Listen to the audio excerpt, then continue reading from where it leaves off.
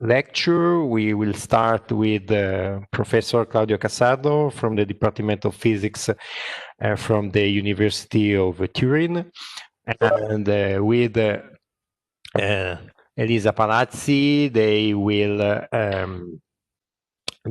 will hold a lecture on mountain weather and climate in a warmer world.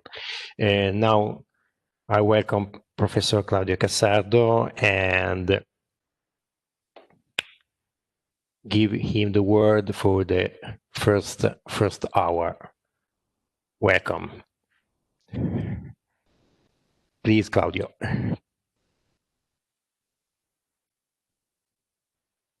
Can you hear me? Yes. Okay. So I share my computer screen in order you can see the lecture.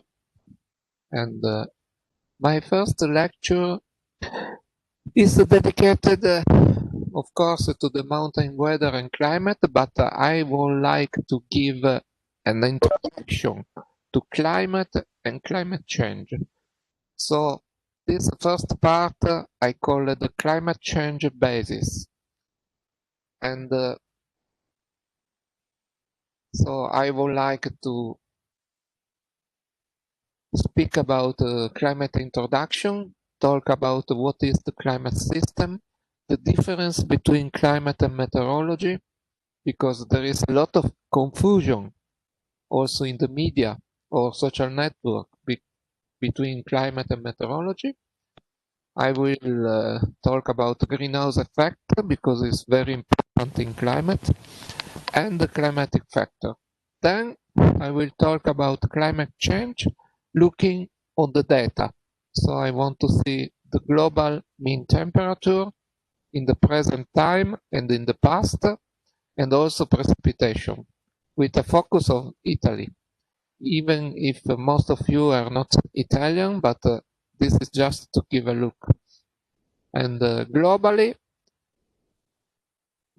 there is some consequence, but important is also to say why climate is changing, and also if in the past climate has also changed or not. Then I will introduce the climate change modeling. Then maybe Elisa will say something more about the models. And in the final part, but this may be in the final part of the second hour, I would like to say some words about what to do to contrast climate change. So adaptation, mitigation, what we can do at collective level and what we can do individually. So now I want to show you the climate system. I took this slide because in my opinion this figure is representing the most important component of the climate system. First, the solar radiation. Solar radiation is the input of energy. All energy which is interacting with the atmosphere and ocean came from the sun. Then other important actors in the climate system are the component of the atmosphere, including water vapor, condensed, so the clouds, and the particle in atmosphere, like aerosol, and also the composition of atmosphere in terms of gas, like nitrogen, oxygen, ozone, carbon dioxide, and so on, because they interact with the radiation. And then there is the surface of the Earth, which is a part on land, and the land can be covered by vegetation, can be covered by snow, or can be covered by water. So each component has some particular behavior in the respect of the climate.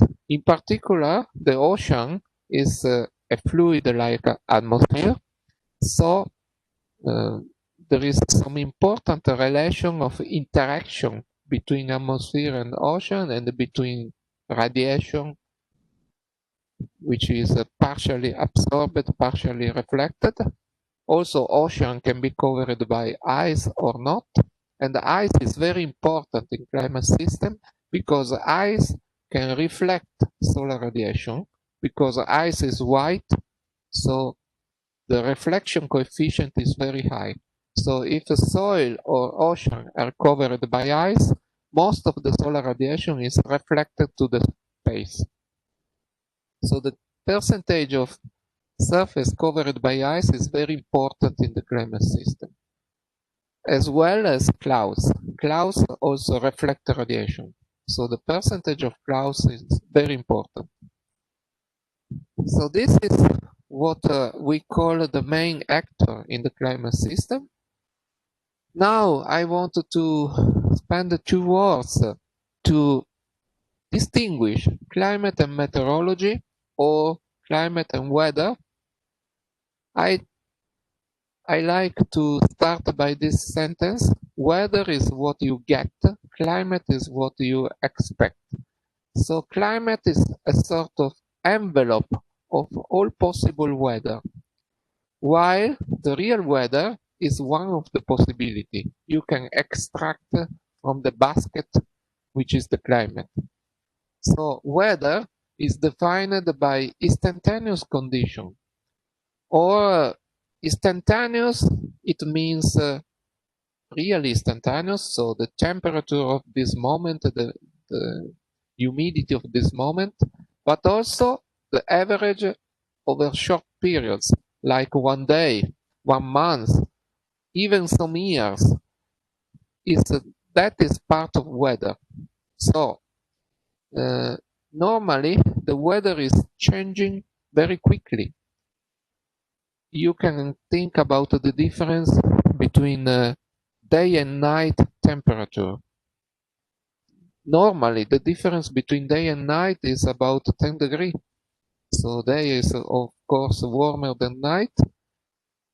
And this is part of weather variability. Weather is measured by looking at the temperature, pressure, humidity, cloudiness, precipitation, wind, radiation in one place, but also in a selection of stations. This is what is called weather. Climate, to take climate information from weather, you need to collect a lot of information over a long time. And then you make a statistical analysis. The simplest analysis is the mean, the average. So if you calculate the average over long time, you get climate information. Long time, how much should be long this time? The World Meteorological Organization say that at least you need to average 30 years of observation. Even better if you have 50 years or 100 years, because longer is the averaging time, and then more stable is the climate information you get. But of course, we have not so many years of systematic observation in the planet. So we needed to take a compromise between the longest possible period to make the average and the extension of the time in which we have observation. So the compromise is 30 years. So this is normally the typical period on which we make time average to deduce climate information. So to summarize, weather include daily phenomena, but also monthly phenomena. Is characterized by market fluctuation, day by day, month by month, sometimes even year by year. Usually, weather can be predicted 7 or 10 days before. So now we can issue weather forecast for next week, next 10 days. And you have a very high variability, also from year to year. Why? If you consider climate, you have a long-term average of weather condition, and you can make this average on 30-year period. So, which is the most important climate factor? So, when you get climate information, climate is depending on what? For instance, one important climate factor is elevation. And here we connect with the mountain. As you can see, climate is changing if you go up in the mountain. And the variation in the vertical dimension is much larger than in horizontal dimension. As you can see here, this is referred to the Alps in Italy. You can go from the plain area in which you have a Mediterranean climate, so which is typical of mid-latitude, and you go to the top of the mountain, which is in the Alps 3 to 4 kilometers, and you go in the snow zone. So just you move 4 kilometers in vertical, and you pass from mid-latitude typical climate to the polar typical climate. If you need to have this change in horizontal, you need to go from Italy, 45 degrees of latitude, to the North Pole, which is 90 degrees of latitude. So you move practically 1/4 in the Earth's surface. But in vertical, you just need to move 4 kilometers.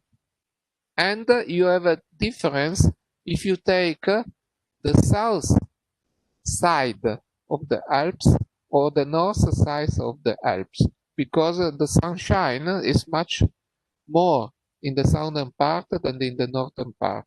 So you can see that the climate area are tilted from going from south to north.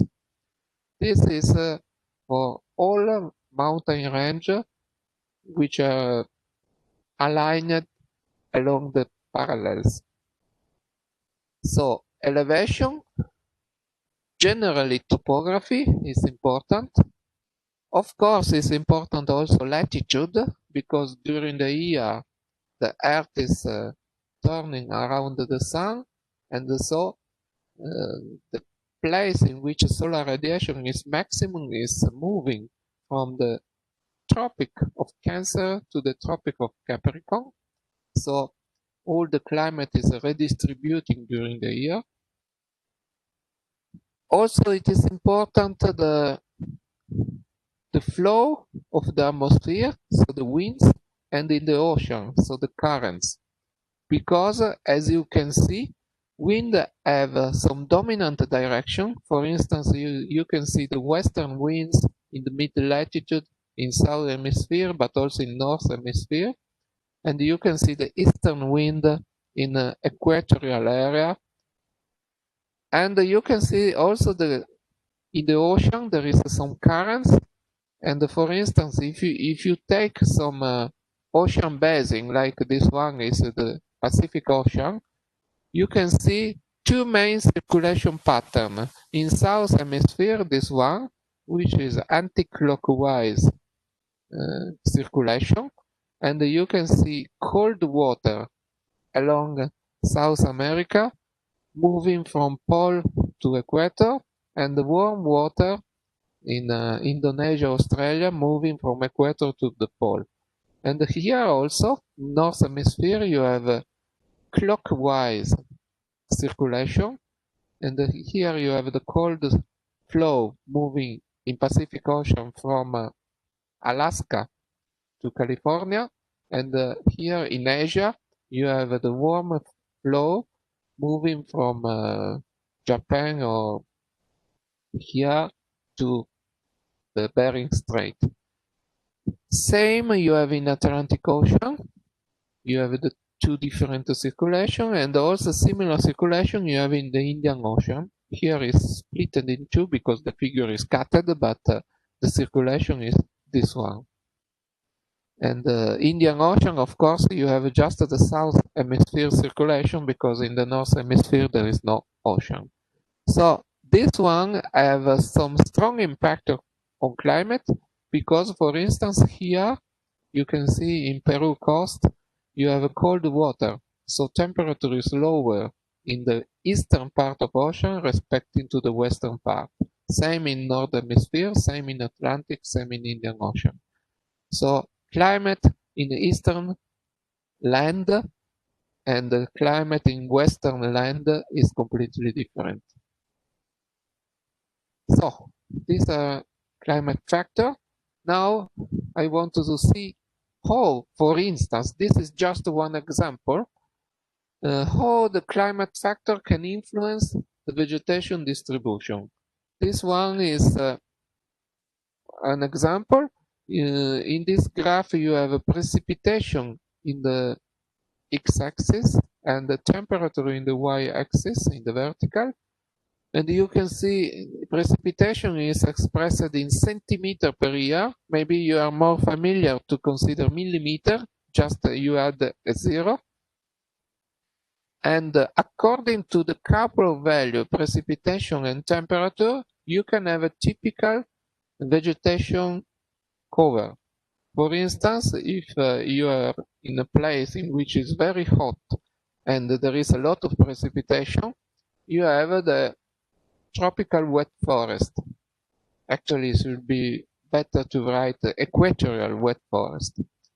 And if you have less precipitation, you have the dry forest, because with this temperature you have a lot of evaporation, and this amount of precipitation is not sufficient to keep very wet the forest. So you have a different vegetation. Below this quantity of rainfall, precipitation is insufficient to keep the forest, because evaporation is so large and you have a savanna. And below 500 millimeters per year, precipitation is insufficient to sustain any kind of vegetation. You have a desert. If it's colder, evaporation is decreasing, so you need less precipitation to keep the vegetation. So you can see this line is tilted. So around 0 degree, for instance, you need just 200 millimeters to sustain some woodland or grassland. Below you have a desert, and so on. So this is an example on how climate can reflect on vegetation type, vegetation distribution. Of course, here it is represented the natural vegetation, not the artificial vegetation like a cultivation. Okay. Before I say that to make the climate, you need to calculate the statistics about weather observation. This is an example. We started to consider one particular summer, which in Europe was very hot, the summer of 2003. We had a very important heat wave, and still now, summer 2003, which means the mean of the temperature between June, July, and August, this is the warmest summer even measured in Europe, in most locations of Europe. But to say that this heat wave was really exceptional, we need to calculate all temperature in summer. And some scientists did this calculation. They calculated the summer temperature in Swiss for a long period of time, from 1864 to 2002. And this one is the distribution of the summer in Swiss. As you can see here, there is a few summer very cold, there is a few summer very hot, and the majority of summer is in this area, corresponding to about 17 degree temperature. This curve is the distribution of temperature in summer in Swiss. This curve is called the Gaussian curve, and is proportional to the distribution. So to make the distribution of summer temperature is to make statistics about the climate. if you compare the 2003 summer temperature with all the other temperature, you get this result. So 2003 is completely out of the previous statistics. This calculation has been done by using observation. It is possible to make the calculation using models. So to perform a climate simulation, and this is the result. They used a shorter number of years, just from 1961 to 1990. This is the result. And as you can see, the Gaussian curve you get from this distribution is almost similar to this Gaussian curve. So that means that the model can reproduce the climate observation.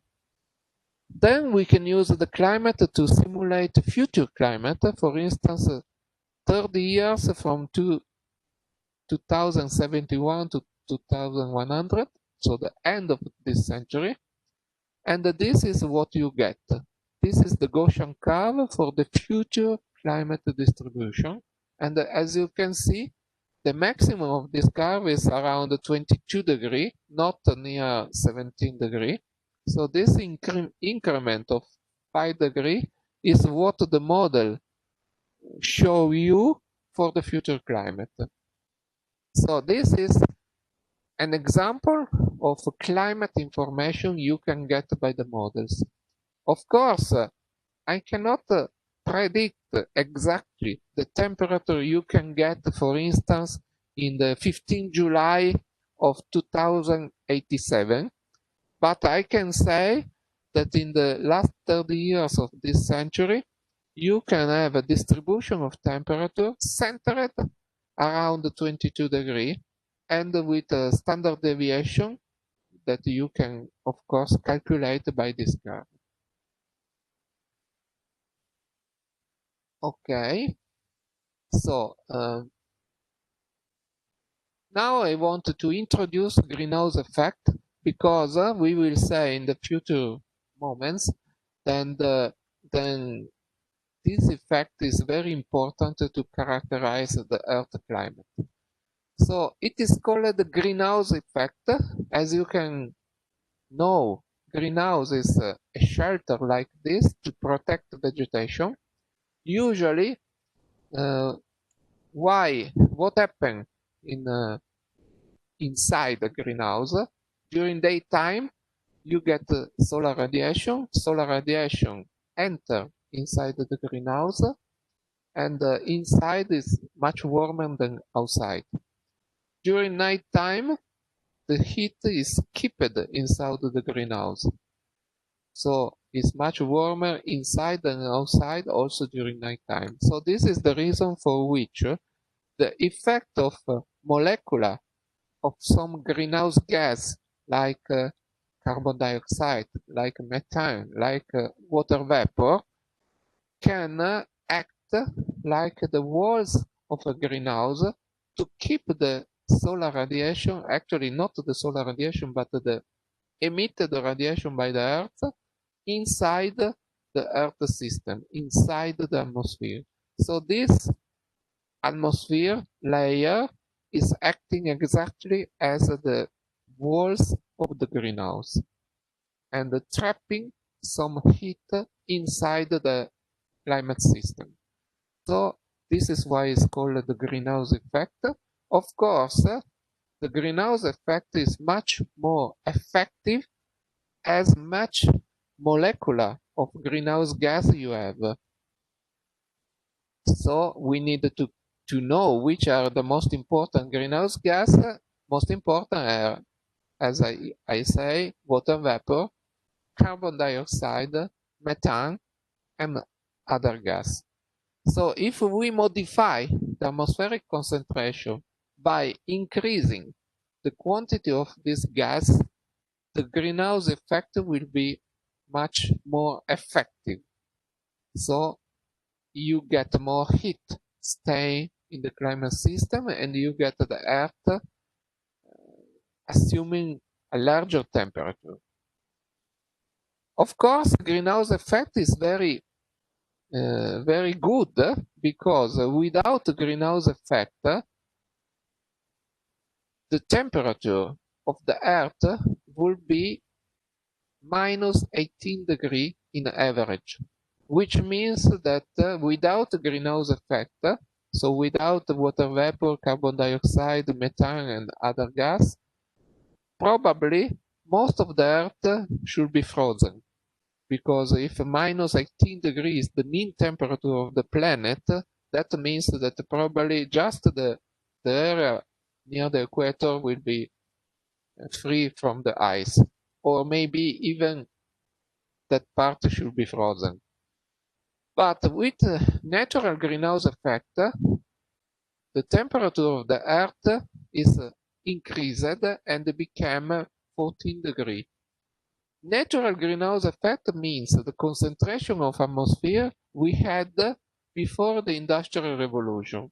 Because after the Industrial Revolution, we modified the concentration of greenhouse gas in the Earth atmosphere by increasing the concentration of greenhouse gas. For instance, carbon dioxide, CO2. So the contribution of anthropic industrial process to the greenhouse effect is 1 degree. In fact, 1 degree is the difference of temperature we have between the beginning of the Industrial Revolution and now. So we have modified the radiation balance of the Earth by increasing the quantity of greenhouse gas, and the result was the increase of global mean temperature by 1 degree. 1 degree, so total now is 33 degrees of difference due to the greenhouse effect, respected to 32. So 1 degree of increase seems a very small quantity compared to the total greenhouse effect. So it can seem that this is not important. You can neglect this contribution because it's very small. But if you want a comparison, I can do a comparison. For instance, try to think what happened in your body. Our normal temperature is 37 degrees, so it's similar to this difference, 33 degrees. So my body temperature typically is 37 degrees. When I get a fever 1 degree, so I have a 38, what is my health? It's not terrible, but I cannot do the same things I do normally now, because I get a fever, so I am more tired, and maybe I don't want to work, I wanted to stay in the bed or just to relax. So just 1 degree of temperature in our body, which is much smaller than 37 degrees, which is usual temperature, but have some consequence. Also in the climate system, this degree of increase has some consequence. Now I show you 3 examples of climatology. This is an example of climatology. It refers to 60 million years. This is the scale of the time, 60 million years ago up to now. This show one green curve, which is this one. This green curve shows a variable which is the delta oxygen 18. Now I have no time to explain exactly what this variable is, but this is an example of proxy data in order to guess the temperature of the climate system in the Earth. So with some procedure, it is possible to convert this quantity in temperature and exactly in difference of temperature with respect to now. You can see this scale for this area and this scale for this other area, and you can easily connect these two scales to get the temperature variation from 12 degrees up to -8 degrees. So you have a 20-degree interval of temperature variation in 60 million years. So this is an example of how the climate of the Earth has changed in 60 million years. And you can quantify in about 20-degree variation, which is much more, for instance, than 1 degree of difference we get now.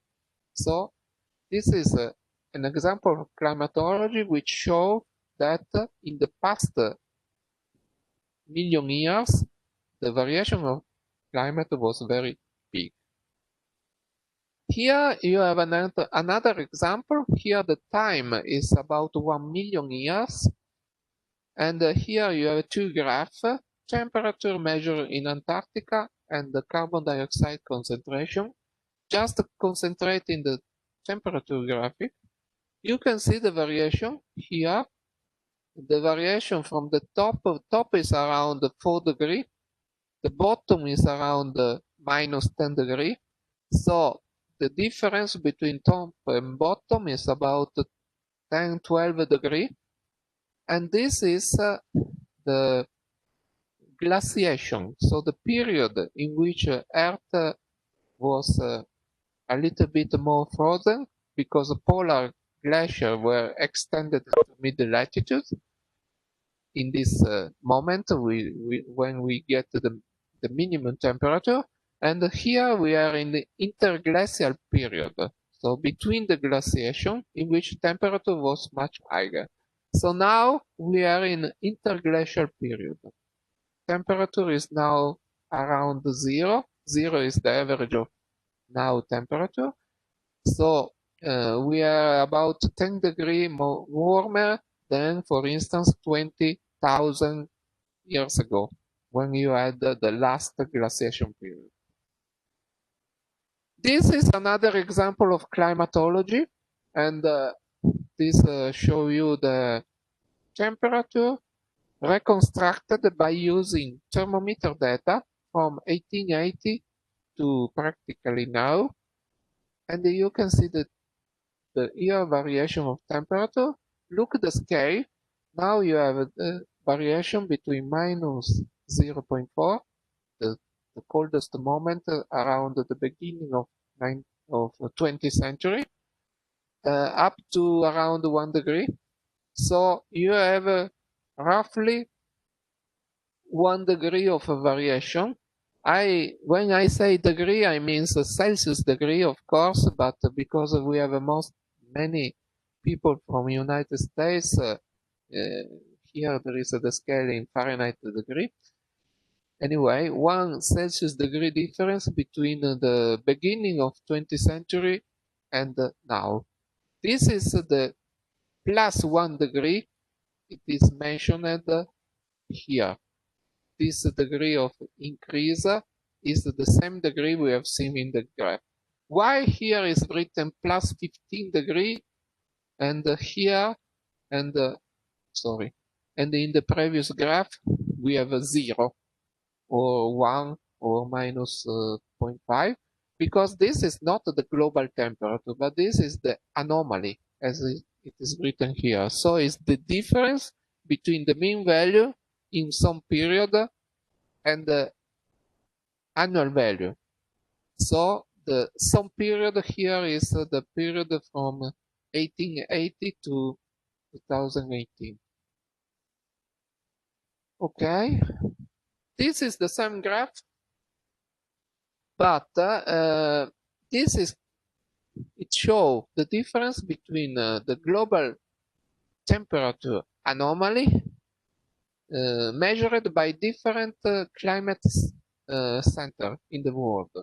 There is 3 American center and some European center, and each center collect a selection of stations and calculate the global temperature. The number of stations is not the same, so you can see some difference between the curve belonging to the different climate center, but more or less all the line give the same information.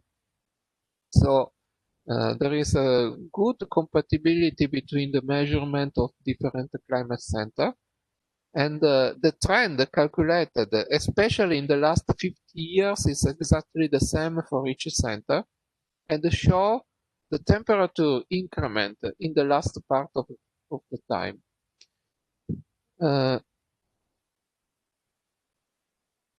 It is also interesting to take this temperature anomaly and calculate a sort of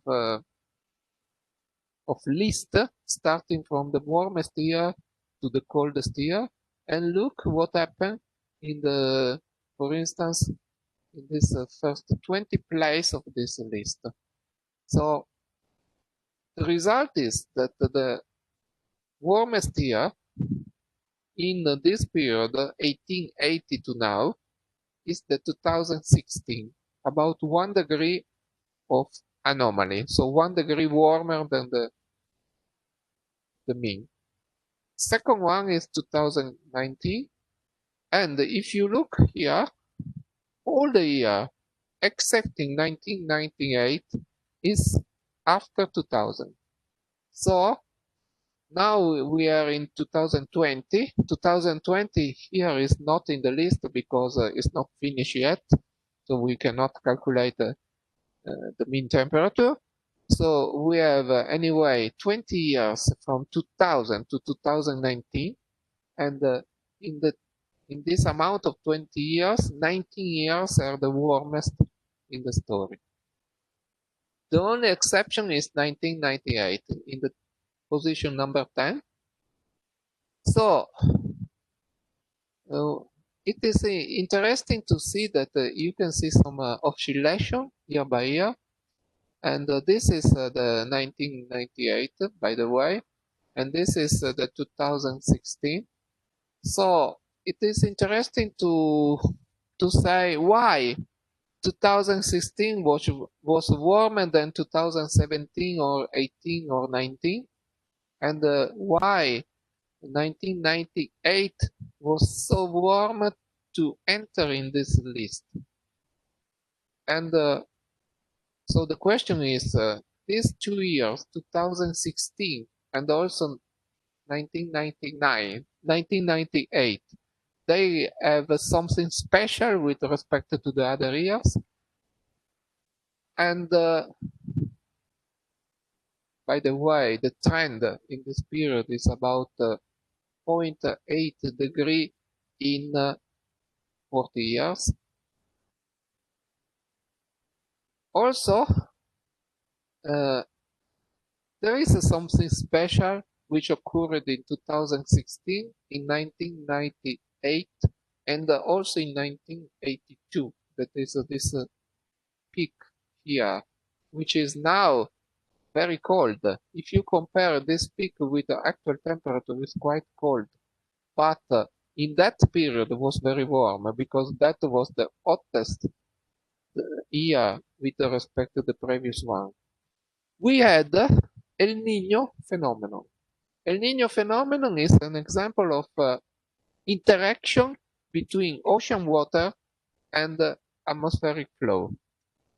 In particular, during El Nino years, what happens is that in the Pacific Ocean near the tropics, the water don't mix.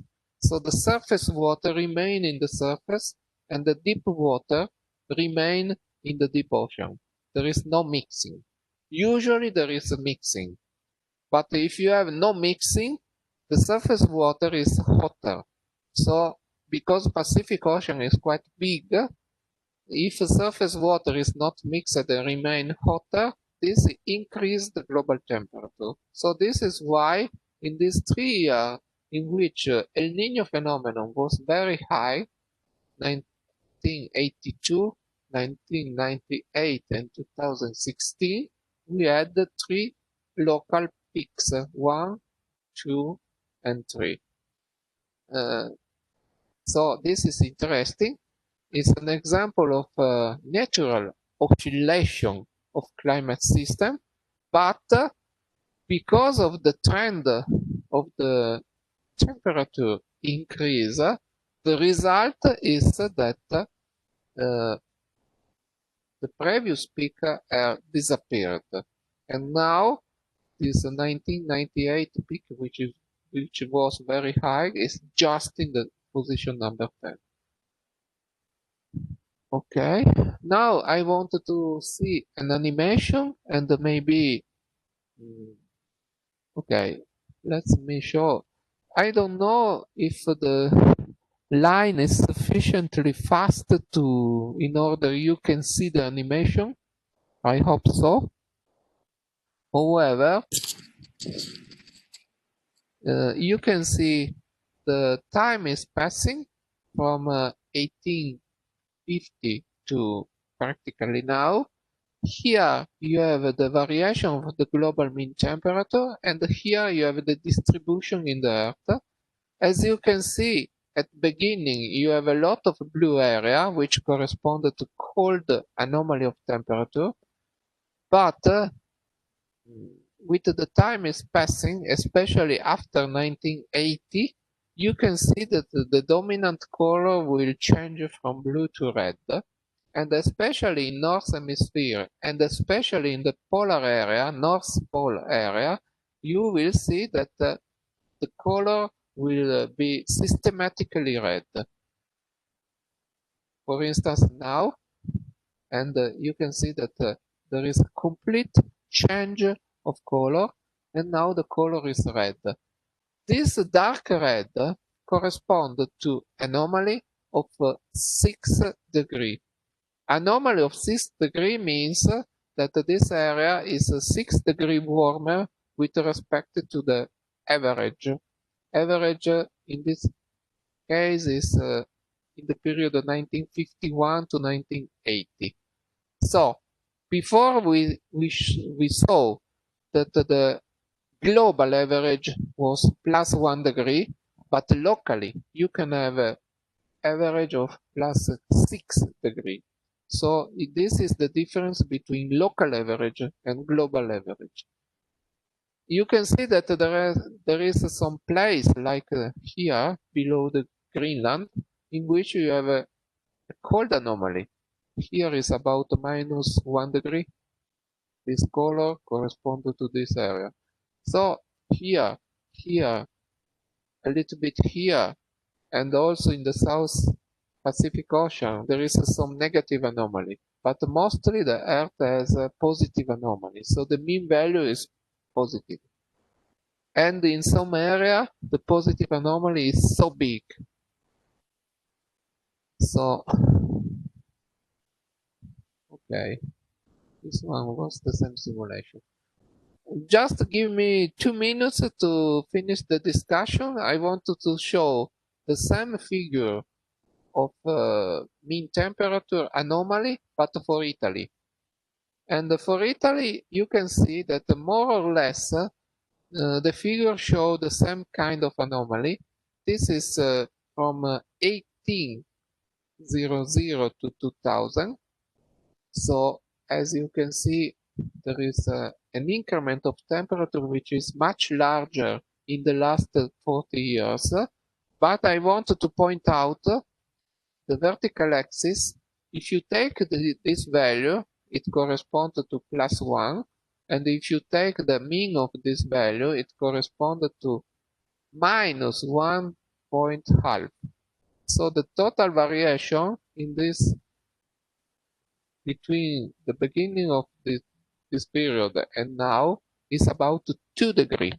So in Italy, we had visually the same variation of temperature, but actually the value was the double of the global anomaly. So in Italy, we had a heating, which is the W. This is not just relative to Italy, but is a characteristic of all Mediterranean countries. So even Spain, France, and North Africa, and Greece, and Turkey, they show a similar anomaly.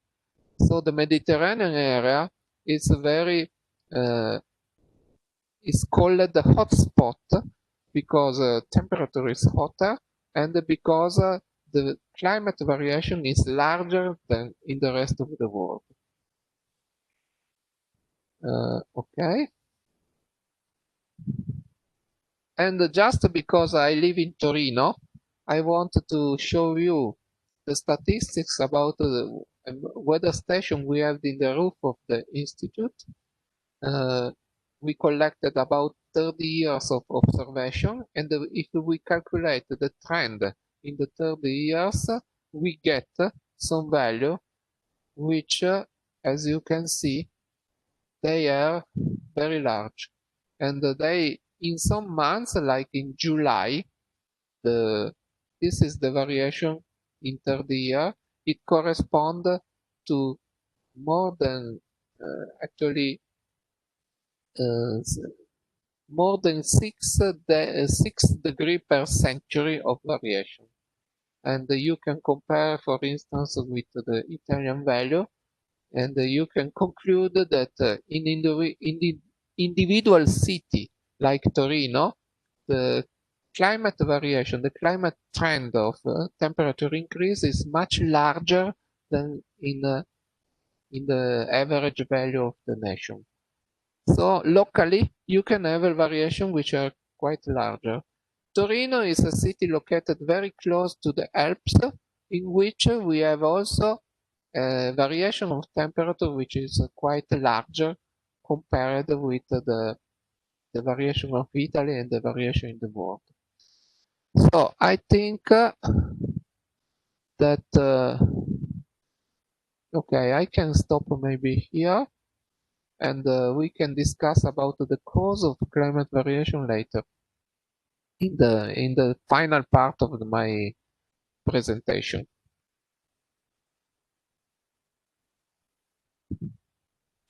Okay, thank you, Claudio. Thank you very much for your presentation. First of all, I would like to know if there are questions from some participant other than already written in the chat. Because if you want to ask directly your question, maybe you can also open your webcam so you can see directly your face. Otherwise, I will start reading the questions written in the chat. There are two questions, sorry, from Zana. The first one is, what kind of models are used for prediction, and based on experience, what are the best model to use? Okay. So we use climate models. There is a lot of climate models in the world, and actually, first thing to say is that climate models can be divided in two categories: global models and regional models. And the difference is the resolution of the model. But another difference is that the regional model can give a zoom in some local area with more detailed simulation, but they need the information of global models. So first you need to run global models, and then eventually to run a regional model to have a more detail in some specific areas. Global climate model, there is many in the world, because every climate center has developed its own model. More or less, they give similar information with some difference, of course, because the physical equations are the same, but for some process, they have some different parameterization, because they tested the model in some specific area, and of course they have adjusted the parameterization in order to give a better solution in that area. Anyway, I don't remember the second part of question. The second part is which are the best model to use based on your experience? Actually, maybe Elisa can give an answer more detailed about this, because running global model is her research work. But I suppose that, for instance, ECMWF climate model is one of the best. that you can use. Then you have other options, of course. I can. Do you hear me? Yeah. Okay.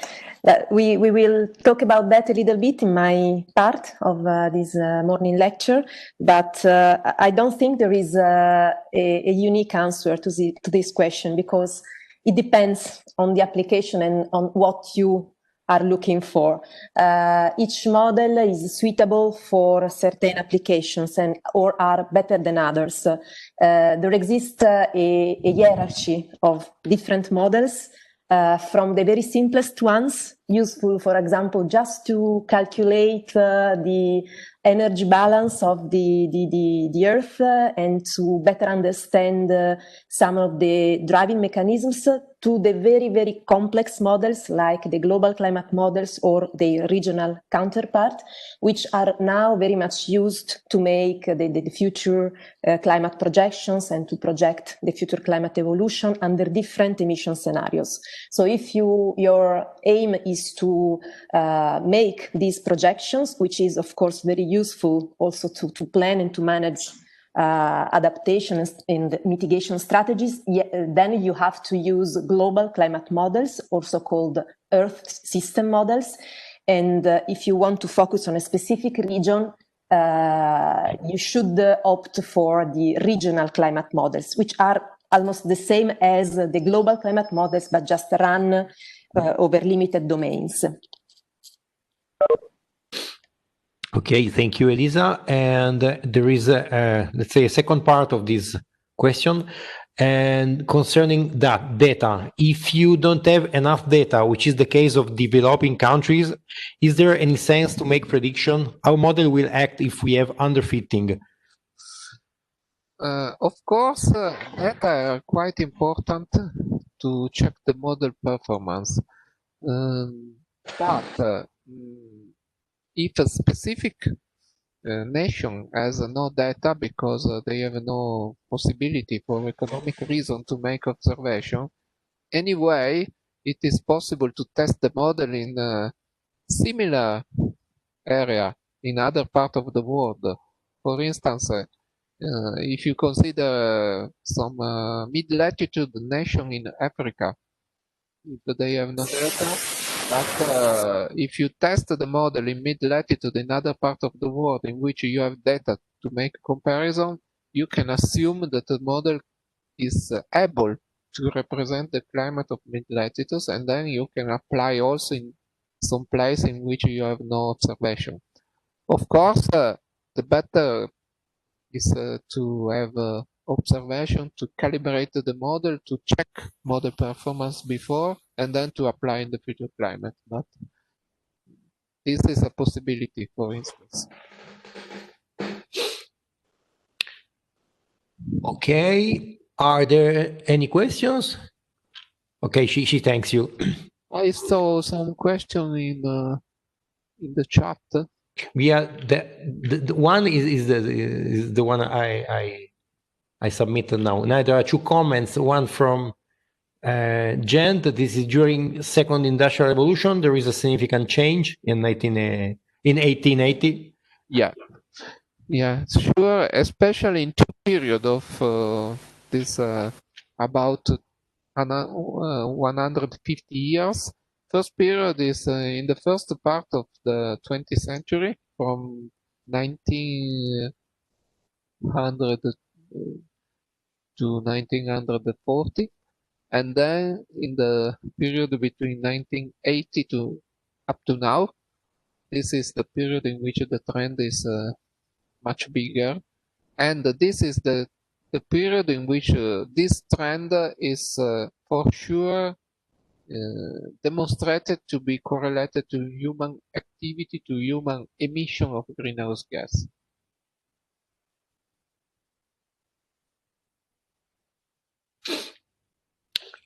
Okay, any question? My presentation I can send you by email, and you can put in the file. I see that some people is asking the presentation file, so I will share with you, and you can news, of course. Okay, many thanks, Claudio. I guess we can switch from your presentation to Elisa. I'm stopping now the recording, and then I will start again with Elisa. So I'm stopping now. Okay.